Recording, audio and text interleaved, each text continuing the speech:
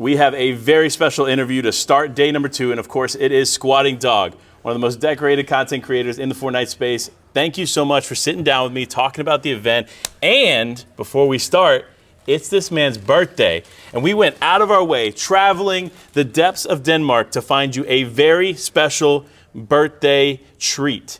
Bryson, we got you a chocolate chip cookie. I mean, it took us hours to find this chocolate chip cookie. Oh my gosh. It was not just sitting in the back of the media room, I promise. How did you know my favorite cookie is chocolate chunk cookie, authentic American bakery? Hey, you know, listen, I pay attention. I love your content, and so, no. I appreciate it, dude. Happy birthday, man. Honestly, you. Big happy birthday from all of us. Thanks. So, how has your day been so far? Of course, it's your birthday. You're here in Copenhagen, Denmark, enjoying Global Championship. Yeah. How has your day been so far? Oh my gosh, it's been so incredible. Yesterday was Culture Night, which happens once a year in this city. We saw that. And they open everything up, and so we went into the zoo. We went all over the place, and they just let you kind of go into government buildings, whatever you kind of want to experience, you can. And so me and my wife did that, and it was a blast. And then today we rode the town with our bikes, and so just kind of biked around because that's a very common way of transportation. It was just so much fun.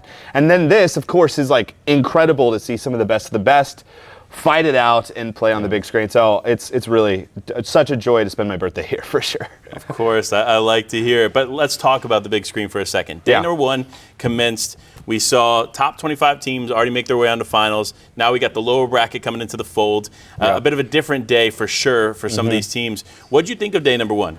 Oh, it was so fun. I was having so much fun watching some of the clips that we actually got on the screen as well.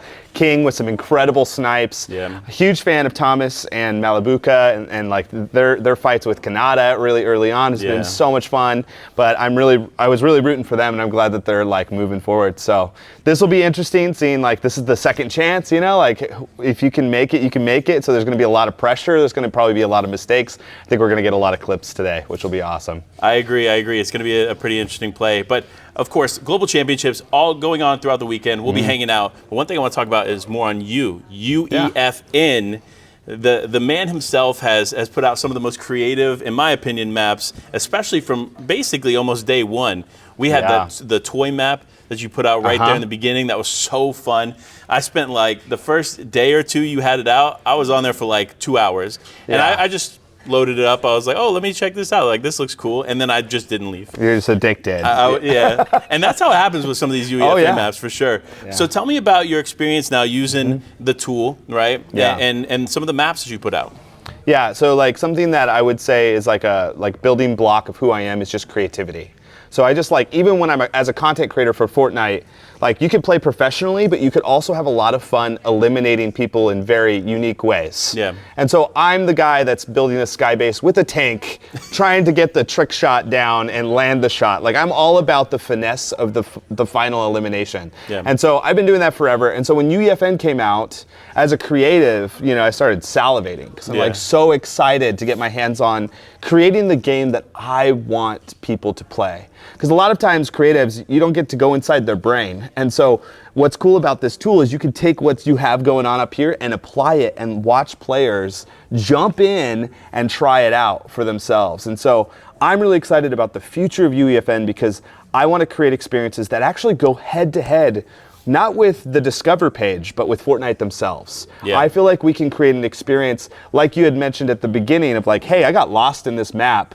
We want to create something where if you're playing Fortnite, and you love Fortnite, we want to create something that could be just as fun and just as time consuming as those that are playing it. So that's the hope and the vision for the future, and I think it's really bright given what is created. There's also a lot of messy stuff in Discover too, you know, like a lot of like clickbait stuff and whatnot. So we'll eventually cycle out of that, I think, as people get more and more better at the craft of UEFN for sure.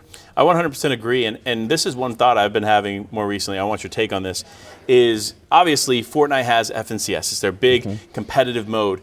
But I see 5, maybe even less years down the road where someone creates a game within Fortnite, within UEFN, and creates a competitive scene around the game that could even rival that of FNCS. Like you said, the goal should be to use Fortnite's tools to challenge Fortnite, right? Mm-hmm. And so what do you think about games potentially creating competitive scenes within Fortnite and UEFN? Yeah, I got the privilege to be able to host Rivals on Twitch, which essentially allowed me to pick and hand tailor different maps and put creators head to head on those maps. So we played Denny's map, which is kind of a take on the Hunger Games, and it's a whole different way to play Fortnite, right? Like, it doesn't have typical gun mechanics. It has bows and swords and like kind of, you know, like primeval types of weaponry, but it created new dynamics that we had never seen before. And so I think like we look at Only Up as also an example, right? It was the first UEFN map to actually like have more players than those that were playing Fortnite, which is a crazy thing. Yeah. And so it is doable. Right now it's a little more gimmicky, but I think once we get to a place where we actually are the dev team, you know, that is being able to kind of like curate really well-designed experiences instead of gimmicky ones, because you could feel it as a player. You might jump in and you'll go, oh, something weird just happened, and it kind of pulls you out of the game and the experience. And so we want to make sure that we have a team that is designed to curate some of these like incredible experiences that will get you going, you know what, I might rather be here than, you know, playing the normal BR. So I hope that that's the case, and I do agree, like 5 years from now, and especially when with like massive streamers, you know, we've seen Cypher do this as well. When he creates a map, like there's a huge flow of people going there, and so eventually, what happens when this guy creates his own BR? Like they're promising is going to happen. Like that's a big deal, and so 5 years from now, it could be, you know, so many different experiences that you're playing in the game instead of just your classic one. Yeah, I couldn't agree more. So one final question. I'll let you go enjoy the rest of your birthday. Of course, we got to talk predictions for the weekend. Finals is tomorrow. We know 25 teams that have made it, but if you had to pick one team who could walk away with it all, who's it going to be? Walk away with it all? First place. I want Thomas and Malibuca up there. I really do. I think like they are such an incredible duo. They're pushing themselves. They're taking risks, and it's been rewarding. And so if I could see anybody up there, I think that's who I'm rooting for. I couldn't agree more. One of the most decorated teams without an actual FNCS win, so this could be the first one they walk away with. We'll see, though, going in throughout the rest of the weekend. Thank you so much, man, for sitting down and chatting with me. And make sure to go follow him on all his socials, SquatingDog everywhere, Unvaulted Podcast. So much content coming your way from him, so make sure to go check all that out. And we'll be seeing you all throughout the weekend.